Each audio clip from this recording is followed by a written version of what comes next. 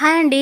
రోజు తినే చట్నీ నాకు చాలా బోరేసింది. మా ఇంట్లో వాళ్ళకి కూడా బోర్ కొట్టింది. అందుకే ఆలోచించా ఈరోజు లింగాయ చట్నీ చేద్దామని. పుల్ల పుల్లగా కారం కారంగా డిఫరెంట్ టేస్ట్తో మా ఇంట్లో అయితే నేను ఫేమస్ అయిపోయా. మరి మీరు కూడా ఫేమస్ అవ్వాలి అనుకుంటే ఈ చట్నీ ఎలా చేయాలో చూద్దామా. మరి ఇక్కడ ఒక కడాయిలో ఆయిల్ వేసేసి 4-5 వెల్లుల్లి రెమ్మలు ఇలా మంచిగా ఫ్రై చేసుకున్న తర్వాత ఆల్రెడీ నేను పల్లీలు అనేది ఫ్రై చేసి పెట్టుకున్నాను. ఇలా పొట్టు అనేది తీయకుండా ఇలానే వేసేసి ఒకసారి అలా కలిపేసి 1 టేబుల్ స్పూన్ కారం వేసేసాను. అలా కారం వేసేసి ఒకసారి అలా కలిపేసి ఒక చిన్న నిమ్మ సైజు అంత చింతపండు గుజ్జు తీసేసి ఇందులో వేసేసి రుచికి సరిపడా సాల్ట్ వేసేసి ఒకసారి అలా కలిపేసి అది చల్లారిన తర్వాత మిక్సీలో ఈ విధంగా వేసుకొని మిక్సీ బట్టి పక్కన పెట్టుకోవాలి.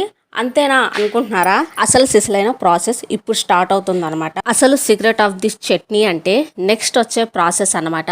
సో ఒక కడాయిలో ఆయిల్ వేసేసి అందులో ఆవాలు, జీలకర్ర, 2 టేబుల్ స్పూన్లు వచ్చేసి మినపప్పు, కొన్ని రెమ్మల కరేపాకు, ఇంగువ కంపల్సరీ అండి. ఇందులో ఇంగువ ఉంటేనే ఆ రుచి అనేది రెట్టింపు అవుతుంది అనమాట. ఇలా వేసేసి దోరగా మంచిగా ఫ్రై చేసుకోవాలి. ఈ విధంగా ఫ్రై చేసుకున్న తర్వాత సో ఇది చల్లారిన తర్వాత మిక్సీ పట్టుకోవాలి. ఇలాగా కచ్చపచ్చగా మిక్సీ పట్టుకోండి, మెత్తగా అయితే మిక్సీ పట్టుకోవద్దు. సో ఈ పౌడర్ని ముందుగా గ్రైండ్ చేసుకున్న పల్లి చట్నీలో మిక్స్ చేసేసి ఇడ్లీలోకి దోశలోకి నంజుకొని తింటే పుల్ల పుల్లగా కారం కారంగా అద్భుతంగా ఉందనుకోండి. సో ఈ చట్నీ వల్ల నేను మా ఇంట్లో ఫేమస్ అయిపోయాను. మీరు కూడా ఫేమస్ అవ్వాలనుకుంటే ఈ వీడియో మీ ఫ్రెండ్స్ అండ్ ఫ్యామిలీకి షేర్ చేసి ఎండ్ వరకు చూసి ఒక లైక్ ఇచ్చేయాలండి. ఉంటా మరి, బాయ్.